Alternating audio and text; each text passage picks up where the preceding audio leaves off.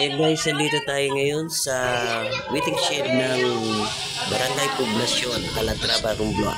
Ayan, nandito tayo ngayon guys. Nandito yung mga kababayan natin na galing sa Barangay Talisay kung saan guys, ngayon lang kumalma ang dagat. Kaya ayun, napakaraming mga nagsipagbili ng mga pagkain, ng mga grocery at mga bigas dahil sa halos 5 araw na napakalakas ang alon at ngayon medyo nag-okay lang konti, kaya ayun, nakapagpamili na ang mga kababayan natin.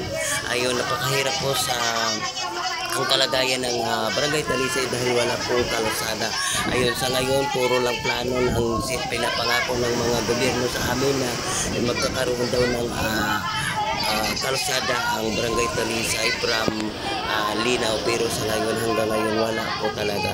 Kaya yun guys, pasalamat na lang tayo sa Panginoon at kumalma na ngayon guys at nakapamili natin mga kababayan.